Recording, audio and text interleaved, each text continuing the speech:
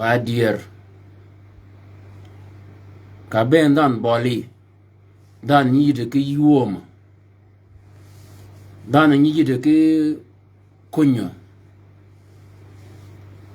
be dano ke boli, ba gedo ke berdan, wo wiwan ke dier,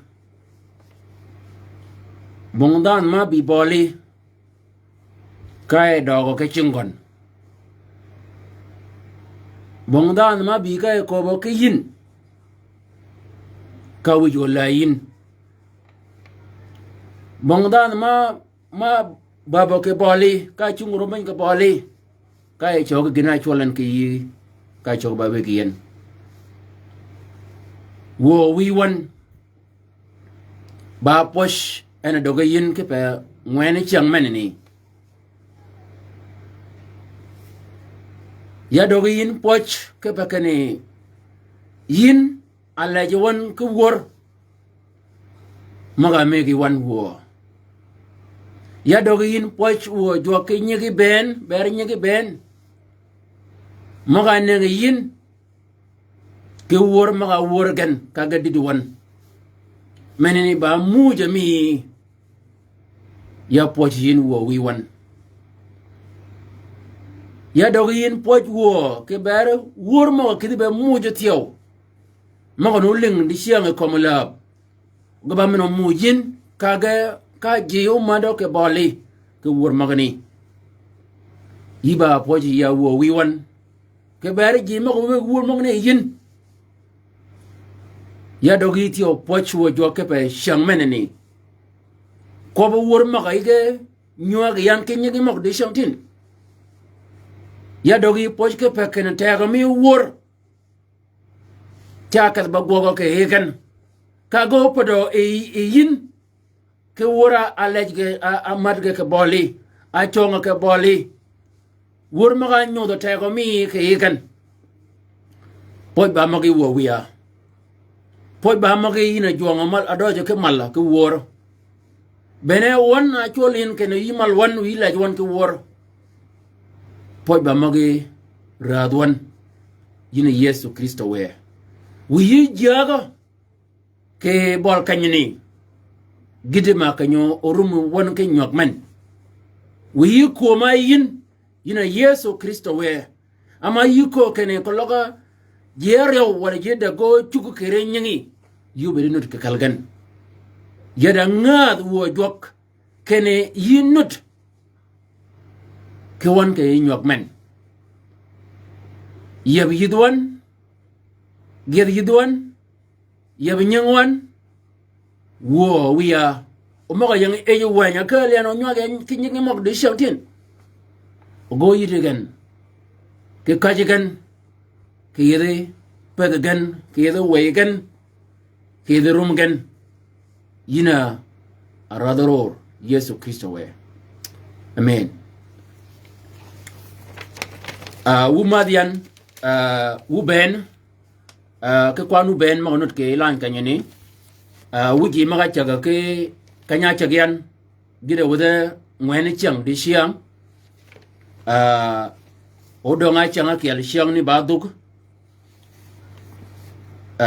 ba gijma do shar keni jok mena chwalwa kenyenge yi chwal ka nyengi wiya chwal ka nyenga ogok mena megwa ba goga kel ba jok ne keden alajwa bene ena yedi ena radoror Yesu Kristo we ya doge poch en ke bari ke bakane piwi ya yi chang magani gida wuro yi ngwen chang di chiang en ba pojo ya ke bari ke ber gina ponyo yin ke beru maga me yityo ke beri chi jimana chi go yin ke yi chang maga tumen o yan ya doge en poch ama nure gogo ke beri di siang ana ba ngwani cham o gijemana ego kobian ba ko buwor ke kom la ba kanyani kamiar wor yi wor ma yang mal ba wor ma jok ke labeji ngana wor ket ba ngam dach dagan ba wor ling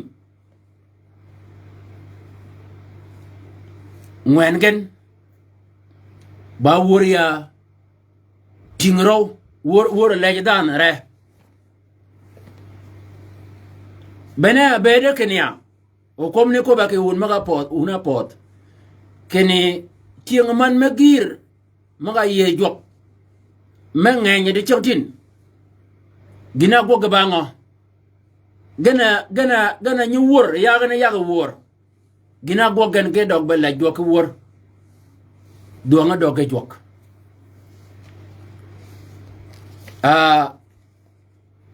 ko bo wor mana lingwaen ka ling wor mene ne yin chi ka yoda kenda na mene ni ko ba ka jok ke e wor da wor ma ba ma pon u da wor ma ka wor yin wor mene ni ya kalen bol jok chi ka yor ke piwe ke ni ko ka jogi chi ka yor ke piwe ke ni wor mene ni yiba chi link pon pada chi de mana yini ko ka jokere ene no do wor mene ni alingwaen o ko magani ba ken wor mage bare bere kenaw wura chagwa bare bet e ba wor me ngano wor ni ke banga wor mene ka wa kiel ngano rebe ka wa e wa ko ka jok ke wor mene ni ba gima per ko tega ke chaga wor wuji ma nyi chaga ka wor ba gima per ko tega shar kene wor ma chaga yun bede ba wor ma kalji kono de jok ana Yesu Kristo we dana mana wor ni wiyo kala wor ni budu jok gijmene ni ba gijma per ko tege shar we walingwa ku wora kel o yabia benwa ke chammi di e ma chammi di chamtin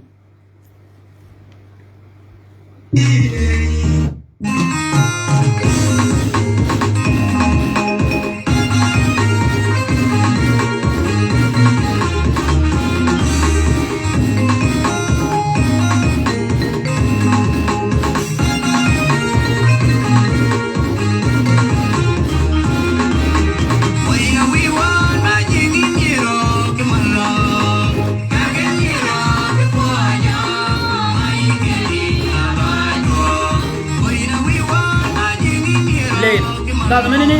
ke wor na komen to ka wi ban wor ka yi ban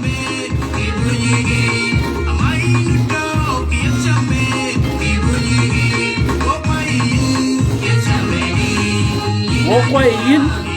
yin chong ben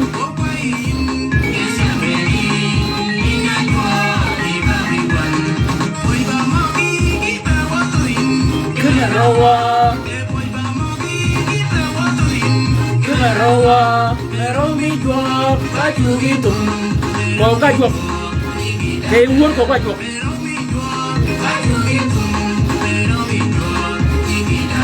ni tidak teh nyenge mir kemal mir ke kuat ama ene kada baju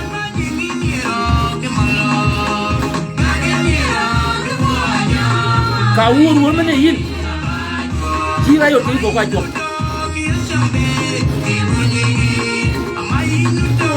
yen chambe ti bunyi ko ka yen chambe ni ina yo mi ba wi won ko ka yen chambe ni ina yo mi ba wi won oi ba ma mi ki ba wo to yin ke na rawa Kemerawa meromi juak baju gitung meromi juak gigi date meromi juak baju gitung meromi juak gigi date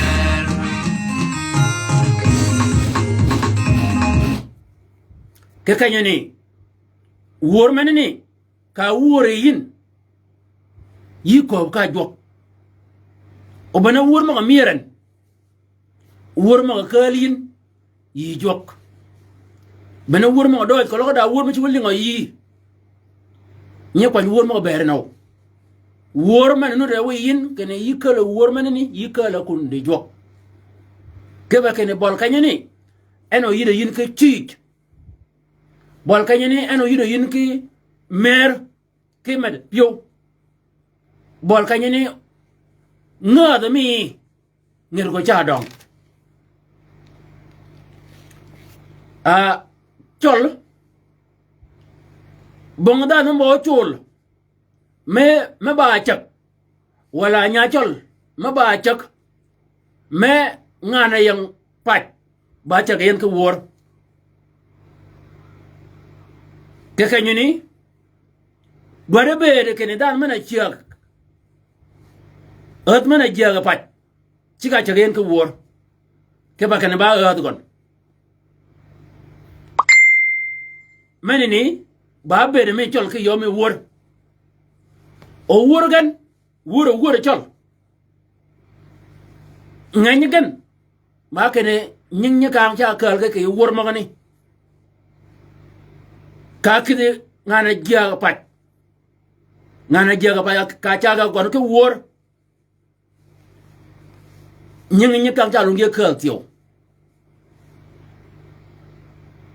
menini ba yo man ni wor chol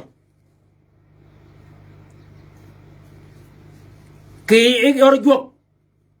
ye da ot wati nga ye Yesu Kristo ba ot mie ana ba ot mie wati nga ye o ko ba kama akobwa ke wan ke ber wor ba kene ranimo le melikana e wan wor kwan mo nyada dar piero ngwan guda biriyo kwan mo nyingaton abi kel renimo le melikana wurun miye ana yol Yesu Kristo we waymi akhbar al ayyam al ula kwan mo nyada dar piero abi kel kwan mo nyingaton abi dak gannu law ترنموا له لاجوين وروين ورمغو بين بارك كا كونني بنا جمانا اكومو وان كباره واتي وور واتي يسوع كريستو و باكن وره وره تونغ كونني كوندين ورمغه genga getongo kundien daji manut ke kalwun makobo kene en padanga de wor o balwa nge wor ke ba kene chagon e gadal de ya yiko ke kene yinga na ye Yesu Kristo we ida mana ye Yesu Kristo we ke ye wami azaya wami ashaya ayola zaya kwan magnya dadar pierang wan udadak kwan mga nyingaton piara ya wida kel jogo ko bo kene ka kanyani kene yin yiba dano ma chojen ke berigon yi choje rigon yo yin ole yin ke wor هذا الشاب جبلته لنفسه يحدث بتسبيحه بنمن جمنا choji jok lege jok men yo kada yin la ga menni ji ma wo e la ngani ke wo wo do ko kunina tiyo ba ke ne gok men gok gan ga cha jok la jo ko wor ga cha jok malo ko wor ga cha jok da mo ko wor bene gi men kuna kadin ba ko ba ka me de wor de odwat kene ke kompany kanyane o jog manini maloyin ke wor daji manut maba fananin tingo wor nganyo ke kala de siam wor ba wor mat nut wura ba wur kim nut wura ba wur diar ganut wura ba wur or nut wur ga nganyo ke ye wura ba wur len nut da jogo ko bo keni e dana jojen jog e go jojen ke ba keni o dana menene lejo e dana menene lejo gon ke wur ko mangani gena nyuda keni jiben maga neno yina nan go wur kom la ko mo mire yigen ba banga bere keni yu jog nuri yorgen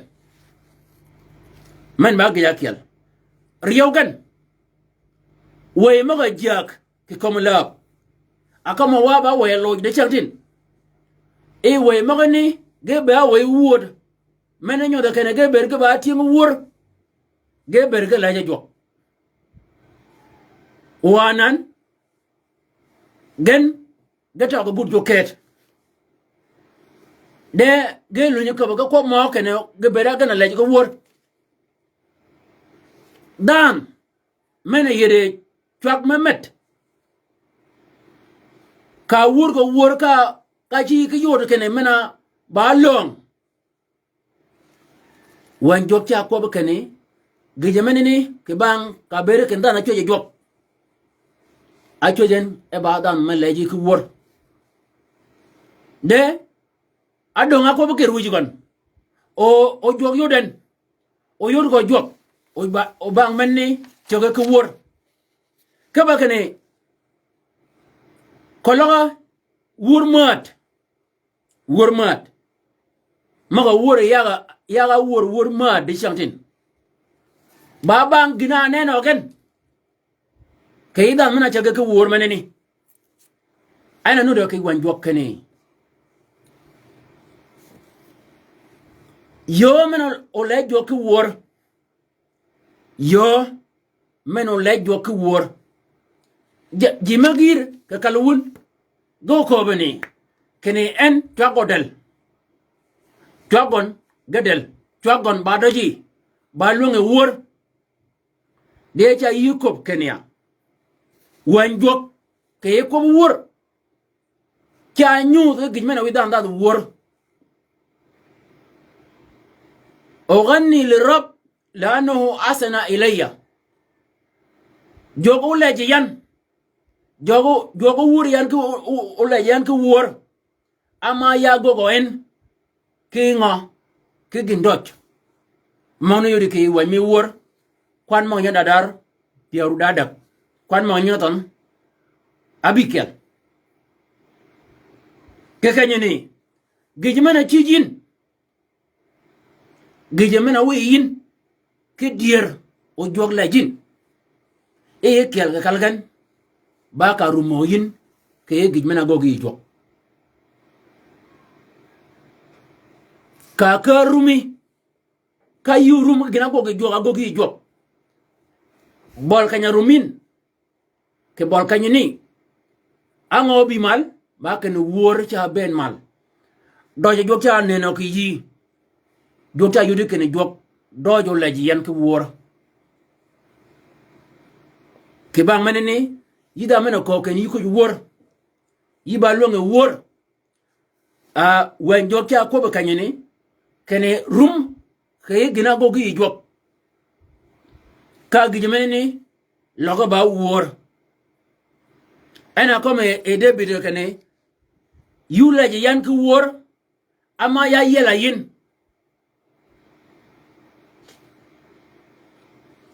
pega mana megi yan wi yan wi la je ko wor gina go ge joga nga joga tek alwo gina go ge ko go ayuda en kin tenga gogen teng ni kali jok ke banga ber ke teng ni yude ke angen ke kali jok ena la jo ko wor ko lo jam jo ngi joyin ko lo jam jo ngi jin jam jok ko lo ngi joyin ke bedi menini ba gmeno tijin o jog maliyin ki wor gijemena wi yin yu wor tiyo wan jog ta ko bene kene jama goge e jog agogin e jamma ne wor gan ga ba wor logan ba wor logan e ba wor gina gogi jo do jo mana yudin ade wor mana ko kane do jo kere ba ci wil wi gon baba gina gogi jo a comment kene gina gogi jo do jo ma yot ba ken do jo meni ba ci wil ko wi gon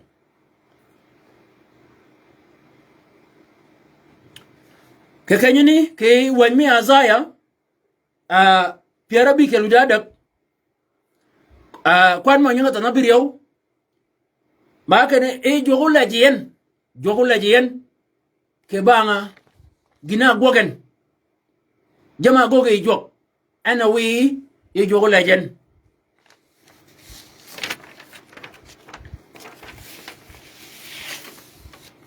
wur ma wur dwade bede ba wur me le jok wur ma wurin ka beni bol jok da wur ba wur pon da wur ba wur chich de log yibi bol jok wur ya bu wur mena adam jok mena ale jok ni kalingwen ke wur mena nan anana ni kalingwen ke wur men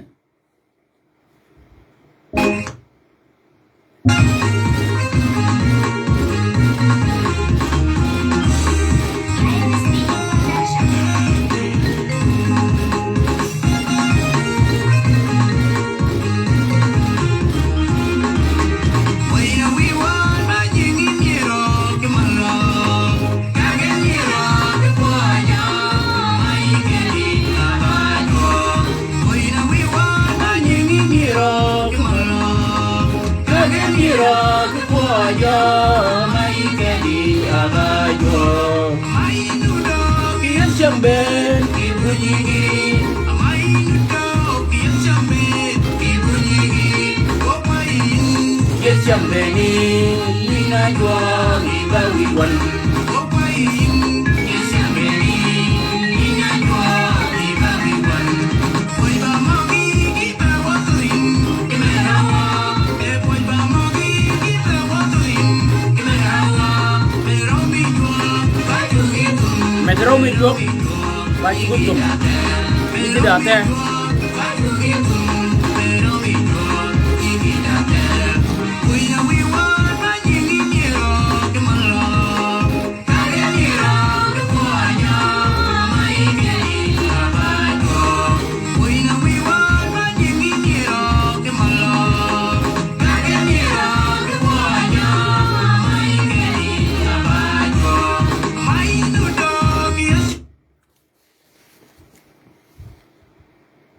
dagi manyi nyola wor ke eju wanjok daji ma le jok wor wura wurgen gi ko ka jok ke yu wor mangane e ga dama jok e gi mena chop joga bi ba abi be yel jama ya de gen ke eju wan mi akhbar al ayyam الثاني kwan mo nya da arabi kwan mo nya ton pioro da dak changa kel e tieng Israel e ga kay kan jok e ge chego wor ga la ya jok ya ko bay ko ba kene wor mo ga wor yin mo ga kali bol jok gane ga ko ba kan digma ni ñole mo ni e joga la ye ke wor ka joga la ye ke wor ka joga la ye ke wor e ga yang e kan e nga chup e chang manani Paul a chup ke jikon e kan jik aje goga ba Paul e kan e ba ngiji kene joga bi pen e ba ngiji kene jog kira abi pen jongal alle jogen ko wor nyala chola Paul ge nyala chola Sela e pa me maka gan ka ga maka funini e ga kidon mak ka tiaga kid ka chitwel ka ga twit e gij mena go gan ba ke ne ge che la jok e war e ka ji ma ba ma yur ke ne ben e ka ge che ling e ge cha ling ku war ma ga war Paul ge sela e ga la je jok gij mena nyolo e war ma ngani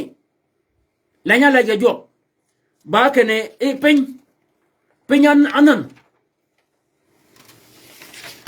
ke wangani ke bol kanyani e ka achi kel ben maga bere ge yang chinga mag ben e ka go chot ka dogo mak ka go ye ben pop no yorin ke wan me go tien wor kwan mo nya dadar piora bikel kwan mo nya ton piora yo wuda bich gidi piora yo wuda bikel joga bi pen ka pen chonan kenga ke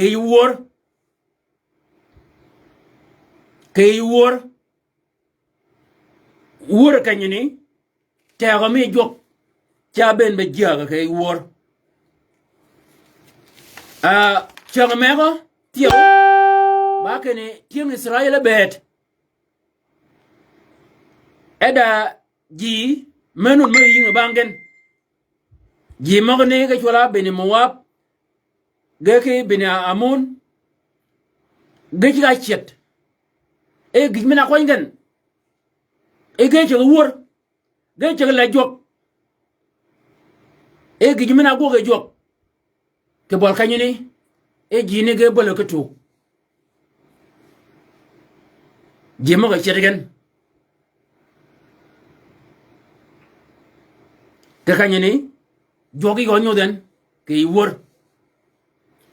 jogi go nyoden ke wor da wor nga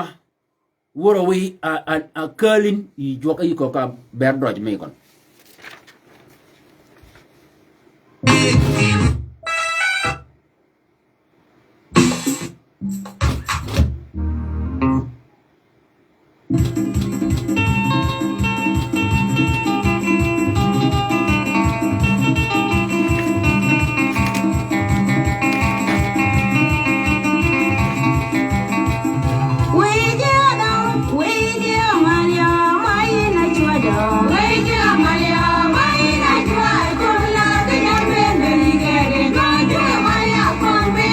men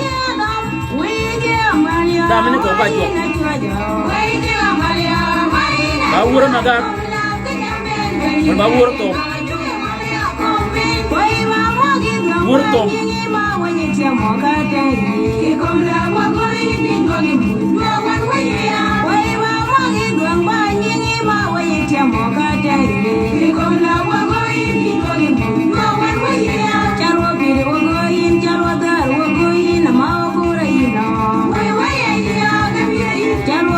wur men ni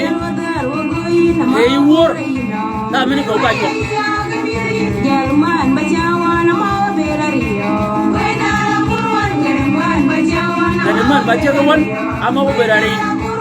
ama wa ko zara kurwan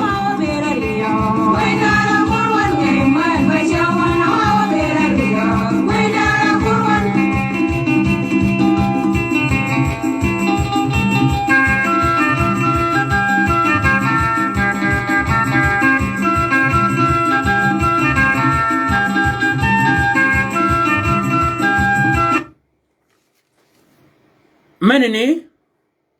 ba wor me tom o ka wori ko bay ayam e wor da menene ko ba ka jok e wor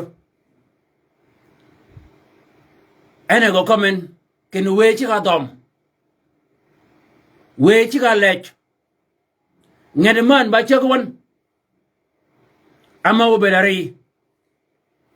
en rumugon ke piogon ya tungo de jok ken en ke bol kanyini ko ka jok o kanyini yedwa yiko kene wur ma ko kali bol jok bene wuro miro ke wuro yi ke kwa jami ba gije ma dojo lo gogin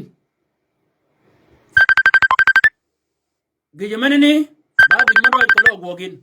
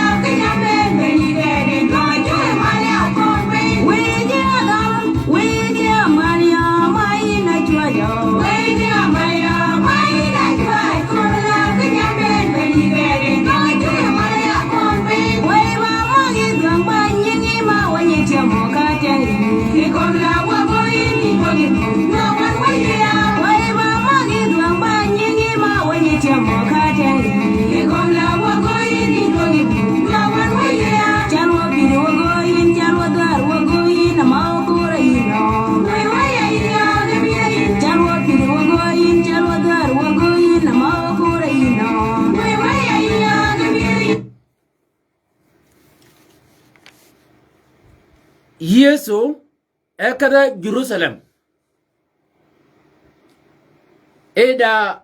yaimena pot bolgon e yaimena beke cha wor o yaimena cha ke burugon ge cha wor e ka twagji ka chi ling Jerusalem ke chiangni ka ji mo ku wo ka ga cha e ke bol kanyini wor meji ay Yesu ka Jerusalem e ji ge cha wor e ka pin chudan paj menini Jerusalem anan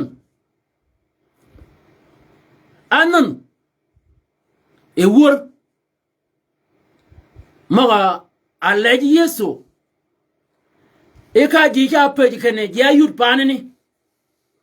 kene men ba men ngo awuren ka awure ji mak awure ji magani ka pen to na wur magani menini ke ba men ton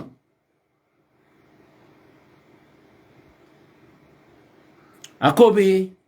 aloge ji alo pej magani ke meni ba Yesu jal nasere enabi wur maga wuroji egala Yesu Kristo we e wur magani awe Jerusalem chiangni obenje ko kir o ko mono yun ayore yin ke wan me Matthew kwan maga dadar piara Yahuda kel kwan maga nyaton abi ngwan gidi piar manini ba gije man nyola wur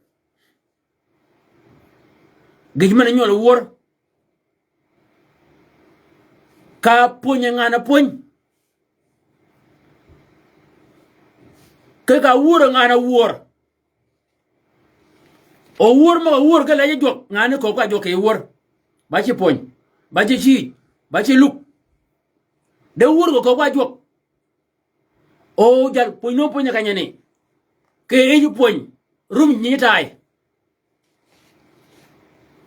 kay poñ ni ka poñani rum dan me wucu ka kun mek de kay wor ko la wor ko la wor iya na ngi jakut wan jok ca ko bu kene e ko la wor iya na ngi jakut ke ba kene e yi wor rum je ben ja kat kundi jok rum je ben kay wor ma lay ala jok rum je ben ci ka kundi joma ala yo ke wor e changa kyan e Yesu ka Jerusalem anu wo pane ni e ji mo che da bang Yesu ko kene jal ponyo ji mo woren kirgen ko kudigen akobo Yesu ken ko logo kut mena kiti kerigen doggan kiti kerigen ba mo wor Yesu ka wone kan yo to na che wor ke kan meneni eka jo dong mo yen kak mini ka cha ben ken yu ling ku wur ma wuran yu ling chon ku wur ma wuran ken wur chon nunu lingu ke wan kene wura ci ba doton wura ci ba leboton bong ma marangu ke wan ma ko ba kano oton ma ka wuran ba yana lejigan o manini ba gi ma ko ba ke leb jaltom ena chubu ago ga nyawon oton mung ne di changtin ke e yu wur ko lo ru mitai ko lo yin ka kwajin ka yoro yin ke ru mi ke kun mek gonyi ki wur mena alle jok rumi ci ga duogo wur manini rumi ci ga duogo e wur manini wanak ca kudu ka balkany ni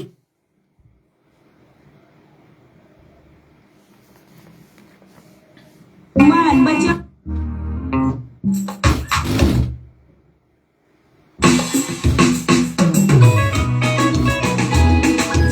Muhammad yow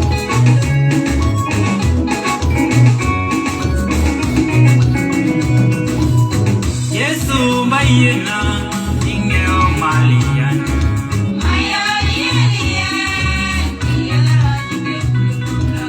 Yesu bayena ingeo malian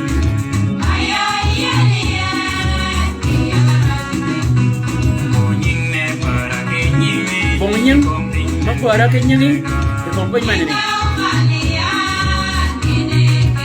ko kamen Bonyine para kenyime kompinen tenentega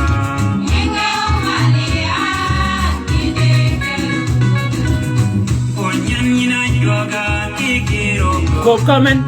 e wur ko ka jogan bonyani na joga Bonyina yoga kikiro goga gogi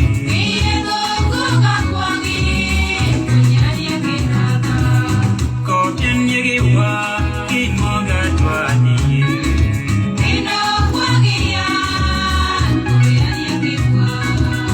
Kopyan yegewa kimoga twani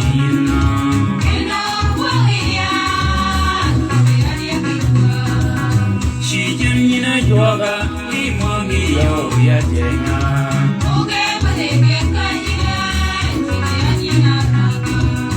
Shijan yina yoga kimogi yo yatenga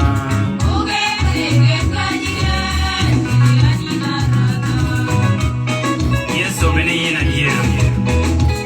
Bene na ora joga tekene Wai dua ke kainenwa Kabam bach medan chan Kere kwaya Adam kejel mas Bamini di Jesus Yit ke yom ke Buddha Yesu bayena ke kanyini yira bena yin go malan bena yiri mi go na malaka wur Yesu kama yin go ba mo go ba men Yesu ba wi go ni go malayan ama ya yelen kong ning mo para kanyin kama jogan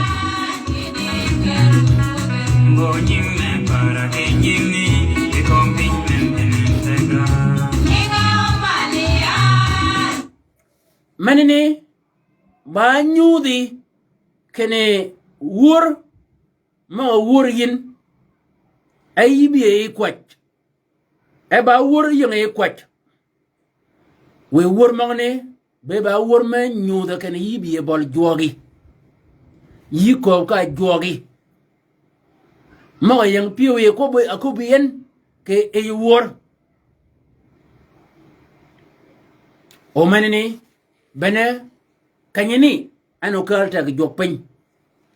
ke ga mena ari gode yin ba ga me pergo tek sharu ko yibedi ngany go ke magani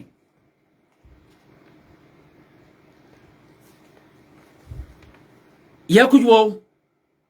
wur ma ni wurin kayingi bol jogi kedi wur magani ba wur ma bedi ba wur kim wura nyi wur yin anye ne no yuge cha wur ka irumi anye bi mal ka wurin wur ma ga nyi bi ba wur kim a wur ma be de nyi bi mal ka yi ka ci wur ka kwa jami ba gi nyumber go tek kene yine yal rita ba gi nyumber go tek ke ka bini cha wur we wur ma wur yin we ke ne gen kene yin yi ko ka joge ba gi nyumber go tek ke be mi ngana wur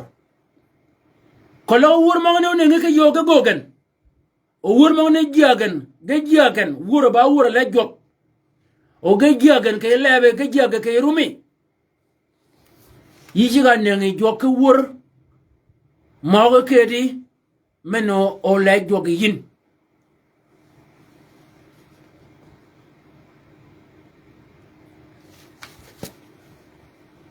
de chiam kompagnon de chiam daji ma ba tieng wur ge chege wur ka ge bil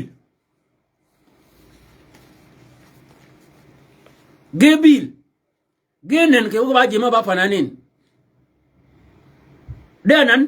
ge wo de bil yo ba ngo a bil ken magani ke bakene wan me azaya Pierang man widar yo kwan maga nyinga tan abidab jogo ko bo keni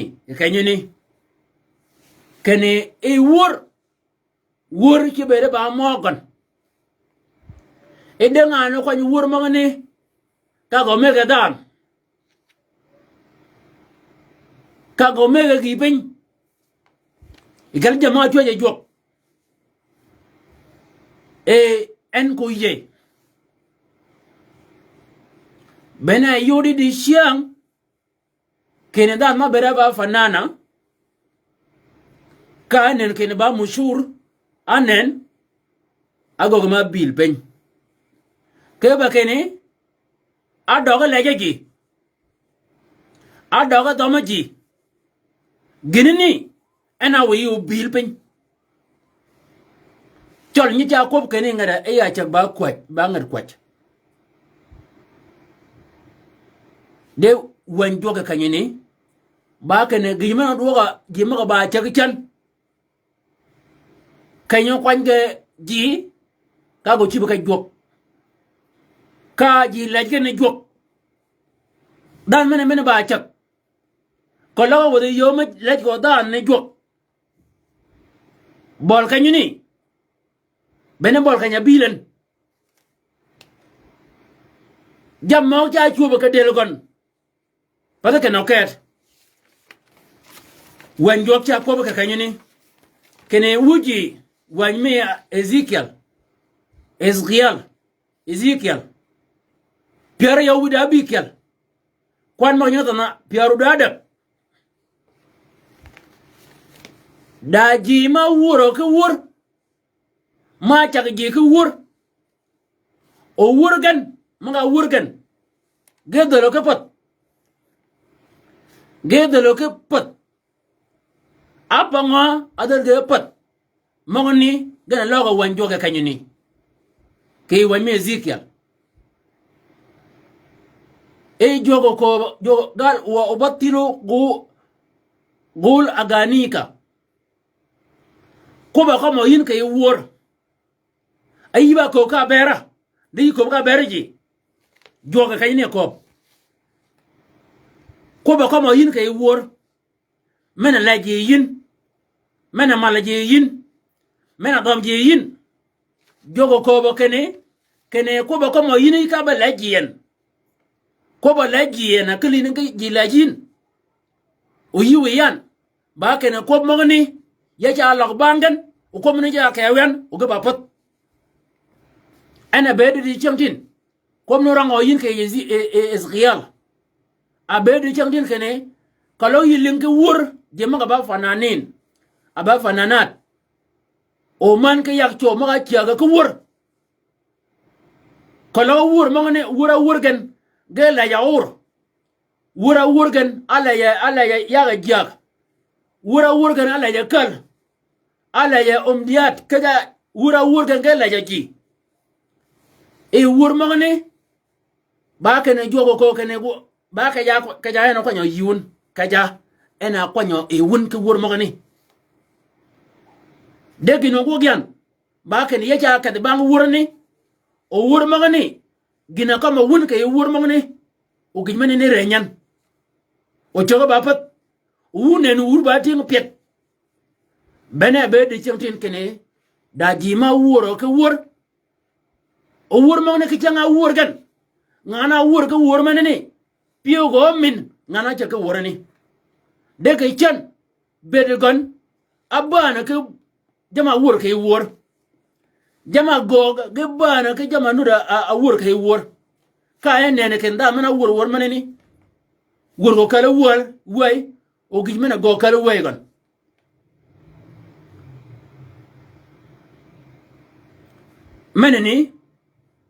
manene ba risala ke ber jima go wur kene ko lo wur ji wur ma go wur wun e wula ji e wi do ma ji e wu malaji ba kene wur magane jogo ko ke wan mi Ezekiel Pierre Yahuda bikel Pierre Dakel guda ba kene jogo ko icha ka bang wur magane go ci adura pen manene ba wur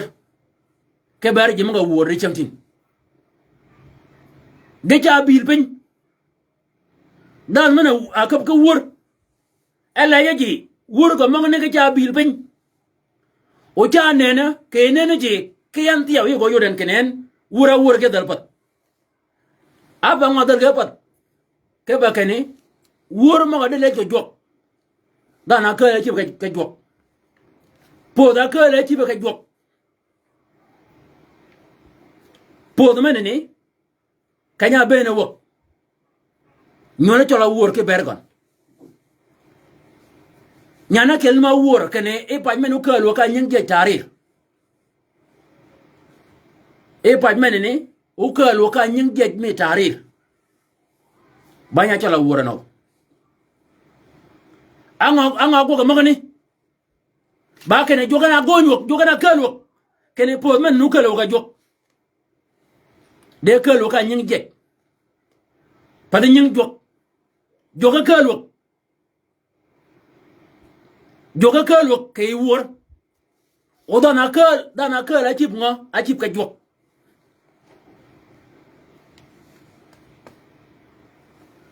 hago gadi nyal me ga lu wur tiyo ke ko be mer kene ji o kal ke yunumes kanya bene mer kene yina wang yu kal ke war mak ke yunumes manene wuna didi shiyam wurne wura 2016 jokya ko ke ko wur wuce maka ciyaga ko wur kalo la yaje kalo ba wur kuwach wuce ga yaro jok yici ga yaren yaba joko ko kene wur maka ka kwange yin kaga kilga me gidam wur magani ba ken ko pat en ta lok bangen wo batilo gola ganika wo sotaka pada wur kergen e twagi de chamtin da mo twagi del da ma ber twago mir ba nya de wur jal wura kom la ban wo ba wura pada or jo kom yan jogo ko kene pada wur kergen maga wuri na wuri ji alaji yin de ba kene twagi maga be gemiren anen gemiro ne ji e yide ji e twag maga ne tiyo go chungyan mama Rebecca Sheikh Rebecca wur me Ezekiel Pierre Yahuda bikel cha nyu do ki jama yow ko baye ko ba khatura mi wur ko lo ngana ba chak wur ma chagen wura chagen ba wur ma leji o ji magni go ci ba ka jok jogo ko kene cha kat I wur magni go ci adura pen pada kana ket riogen ba kene chwak mogon chwak go mo miren e chwak magni de cha del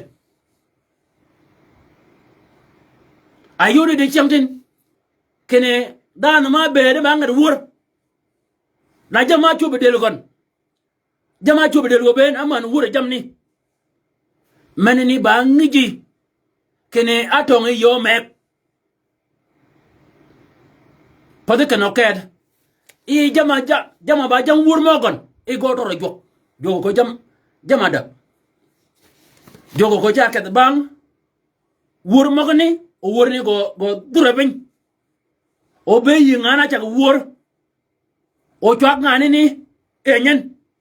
o kan jama ba jam wur me ngani o ge renyen tiyo ke bango ke ba kene ngani ni atong yo mek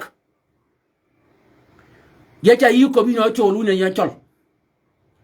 wuji da pi jok o yi da nyin me choli ba da ma ngador jok linga magani yeso ko wakani e worogon ko kalo yino ngeme kidan yiko like dan tasbihi ko kale me kidan yiko like ji yiko like pot yiko like jur meneni ba gi menun akobi job o gi meni cha gok lek rang ka tarikh meeting wor rang tarikh migen kolo yira rang tarikh meeting wor ka wo mo ko ba yang kanyi wanya kanyen jogo ko kene ke yi wan mi amos kene wuru ben go log yan ba wur kim ke wangani amos akobaji ma bede ga baji jok o wur joga yum gen ge chak wur gen ne ka che chol chang tin ga wur diat ne ka che chol chang ga wur chak ge banan ge chak wur gen mena che ga wur chagen jogo ko kene mena wur wun wura chak wen ya cha ben ba wil gen o ge go ba wur kimo yun ke bakan nga ya wi upin yana jog mana chojun u ke ya ka bakan ya la yuko wor o ya wi upin u ke ba wor ji ma chojan u ke ba wor mirun u ke ba laji wun ka wor jogo ko ken mana wurun bo lo yan ga ba kim e ya de joto jan je ko lo ngi chom wor ma ngani go ka bol gan yadwa yi ko bi ndan man yi wor ko wor ko lo yi bada me yi ke Yesu Kristo we ko lo yi bada me yi ke ne Yesu Kristo we ba ari we bera en la ji ke wor yi ko dan ma la jin ko de pod ma la jin ko de jal kar ma la jin ke ba ko lo go no go yin jogo ko ke ni e ja ka de bang wurni ko cha nyone pe ngetel gon o chwage magane nga mieranan e chwage magane ba model o jam tomen jam pudi ke wuren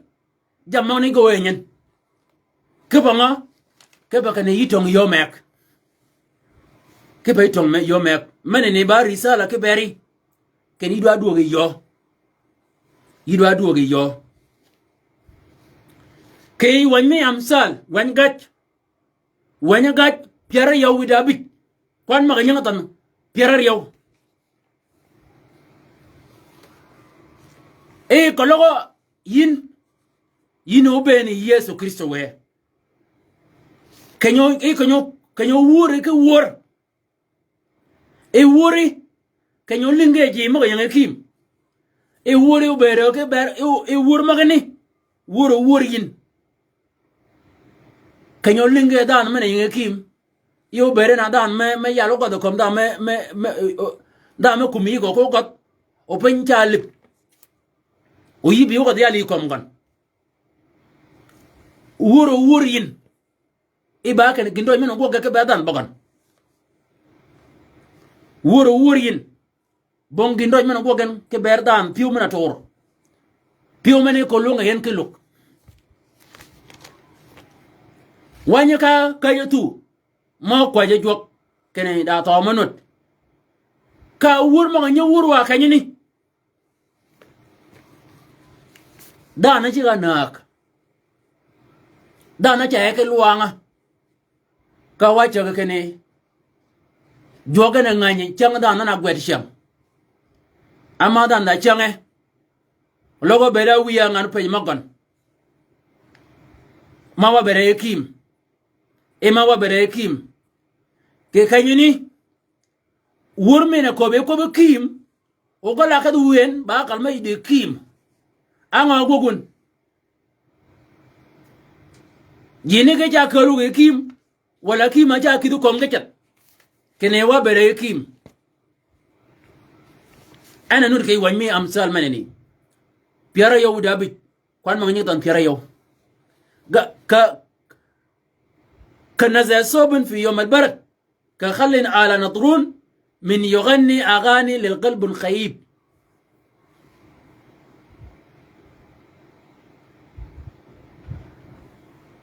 يجي لنا ور ماتون كلو يجي لنا ور كيم يجي كابدا كجام كيم كلو يجي ور لين يجي كابدا كلين wur ba wur tingaraw ija tingamal ija ananga tingaraw wur mo lingin wur mo nyi kali bor men nga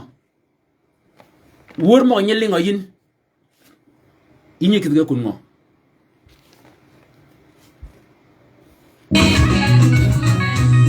Konyan yina joga kikiro koga kogi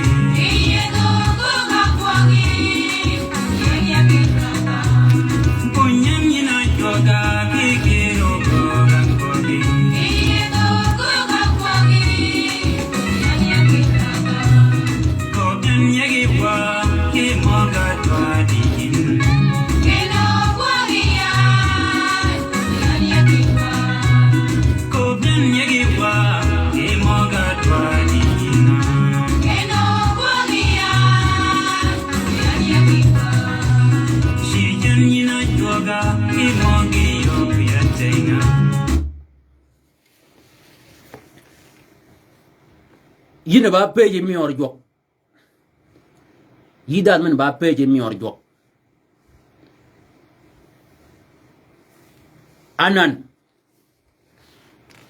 yurum kebere wurmanyan ma wanjo ta ko kene ila jo jok wurmanyan ji ma ba tin wur ke yor jok mena de yin kan jok mena midyin ida mana mi kan jok yuwa mi tingu a mi tingu wor ka yi ga mi de yin ka dingo gi ma ba tingu wor ka kan man de yin